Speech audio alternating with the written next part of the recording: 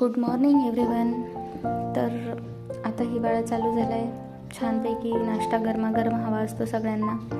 त्यासाठी आपण आज इडली, डोसा, आप्पे बनवणार आहोत. या ग्लासने मी पूर्ण मेजरमेंट करून घेतलं आहे. 3 ग्लास तांदूळ आणि 1.5 ग्लास उडदाची डाळ आणि आप्यांसाठी पण पूर्ण हाफ वाटी डाळी घेतल्यात आणि 2 वाटी तांदूळ घेतलेत. त्यात थोडेसे मेथ्याचे दाणे वगैरे टाकून भिजत घातले. 7 ते 8 तासासाठी दोन्ही पण बॅटर भिजवलेत आणि नंतर मिक्सरमधून काढताना एकदम रवा असं मिक्सरमधून काढून घ्यायचं. इडली आणि आप्यांचं बॅटर वेगवेगळं एका भांड्यामध्ये स्टोअर करायचं 7 ते 8 तासासाठी. आणि तुम्ही बघू शकता मी त्याला थोडंसं गरम ऊब देण्यासाठी त्यामधून हात फिरून घेते. म्हणजे हिवाळ्यामध्ये थोडंसं असं करणं गरजेचं असतं. उन्हाळ्यात नाही केलं तरी चालेल.